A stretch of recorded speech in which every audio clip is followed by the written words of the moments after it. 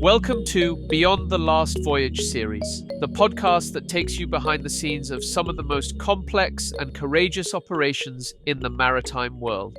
I'm Jamie Dalzell, head of GMS Singapore office. In this series, we explore how GMS handles the toughest end-of-life vessel projects, from taking over dead ships in total darkness to towing massive offshore units across oceans. Joining me today is Captain Yogesh Rehani, Head of Operations at GMS. He has more than 2 decades of hands-on experience with last voyages, salvage-grade tonnage, and offshore towage. Captain Yogesh, welcome to GMS Podcasts. Thank you for involving operations in this dynamic podcast. It is very important that operations brings in order to the commercial chaos related with various stakeholders in this business of recycling. So operations basically ensures that the project is completed in a timely manner, in a most safest way possible. So it is good for your listeners to know what goes on behind the scenes. Let's start with a term that defines much of what we do: as is where is. For those outside the trade, it might sound like a simple sale condition, but there's a lot behind it. Why do ship owners prefer this kind of deal? Basically, as is where is, it's all about managing the risk of moving the vessel from point A to point B. Sellers wish to avoid the operational, commercial, and various risks involved in bringing the vessel to the recycling yard. So once a cash buyer like GMS takes on as is where is vessel, all these risks are taken over by GMS. That is one of the reasons sellers of these units prefer as is where is deals. However, they wish to capture the best value for their asset. In that case, the burden of making sure that the risk is manageable lies with GMS. Accordingly, GMS has a policy to ask thousands of these questions related with ship recycling, vessel description. What happens is once all the questions have been clarified and the memorandum of agreement has been signed, GMS and their principals make sure that the contract is adhered to, which is the biggest plus point of dealing with GMS. In fact, various maritime publications dealing in recycling voyages, recycling tonnage, when they report, they take guidance and the cue from GMS, which talks very highly of what GMS has achieved in this industry. And that thoroughness has become part of GMS's DNA. In fact, Jamie, we have strict instructions from our top management to make sure that the name of GMS and its legacy is never compromised, simply because principals of GMS are incurring a loss which is eaten by GMS. That is a very, very critical part in this transaction. We have had cases where our competitors have used certain minor misdescription to avoid the transaction, but not in the history of GMS it has been done. We all know that no 2 takeovers are same. What really happens when GMS boards a vessel that's been idle or declared a total loss? A very good question. I think this question not only requires a longer podcast, but series of podcasts, because no takeover is same. In my now 25 years of service in this industry, we find our crews, when they board the ship is either totally damaged, in blackout, non-cooperative sellers crew, and our advanced teams have to endure a lot of hardships when they are on board the ship, trying to find the technical health condition of the vessel. Not only technical health, we have to look at various safety concerns, water tightness of the ship, which takes a lot of time. However, in our business, where time is very, very critical, everything has to be done in a way that before the final amount is paid, we have a complete picture of the ship, which can be within 2 days of advancing boarding. At times, the sellers permit 4 people on board. Sometimes they permit only 2 people on board. So the efforts put in by the crew are very, very crucial in this respect.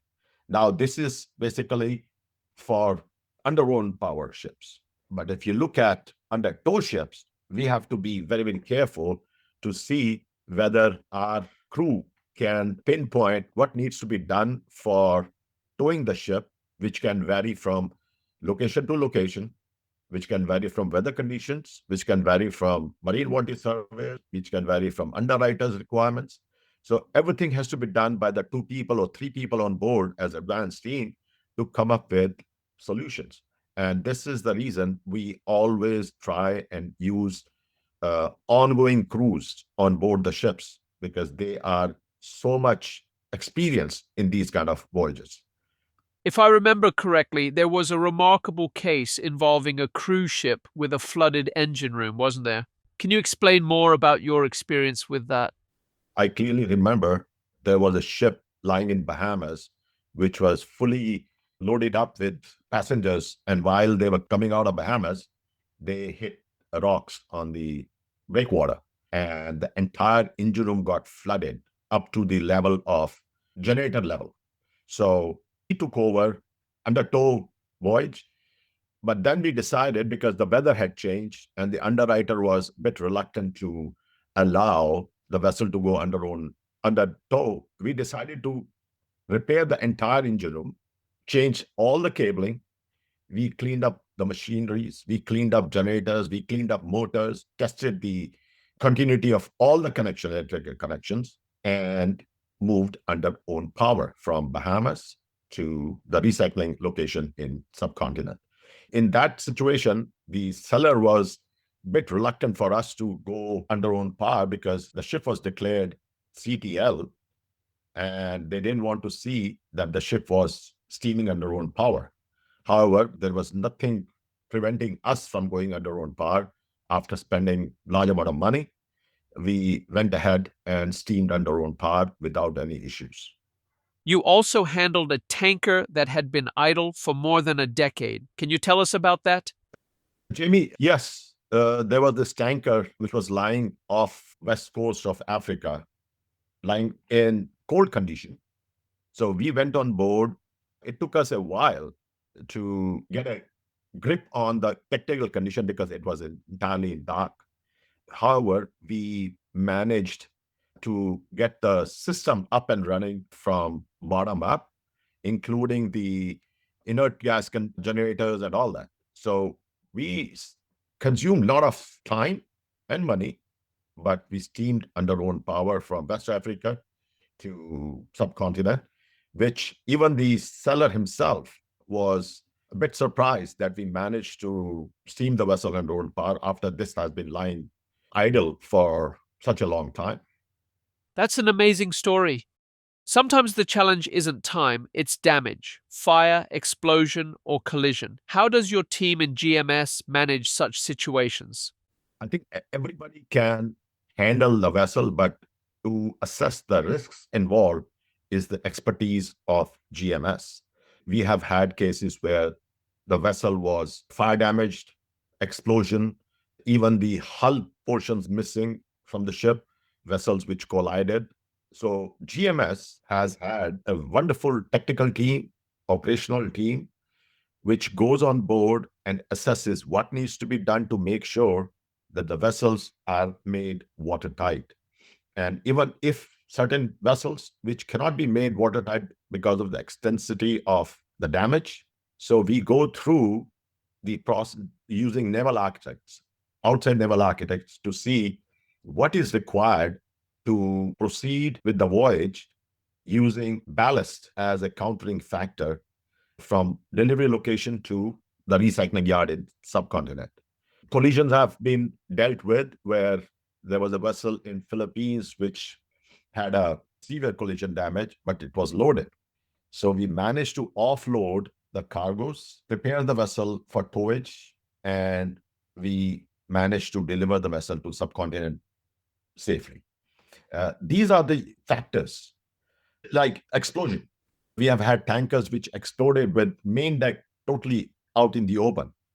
So we again use naval architects to use the residual longitudinal strengths if it can withstand the sea conditions expected from point A to point B. If it is possible, then we go under tow immediately or wait for better sea conditions. But safety is one thing which is never compromised just because a lot of extra money is involved. That is the DNA of GMS. That's an extraordinary level of preparation. What drives that mindset at GMS operations? Jamie, I think that mindset is because the operations are actually being controlled by people who know shipping, who have been on board the ships. They understand what needs to be done, what is the psychological status of the crew on board, which can be overcome by paying good wages, by supplying good amount of stores and provisions. That is main thing which we use to make sure that the preparation goes well and is accepted by the warranty surveyors, is accepted by class, is accepted by port authorities. Our philosophy is simple. We deliver what we promise, safety and transparency.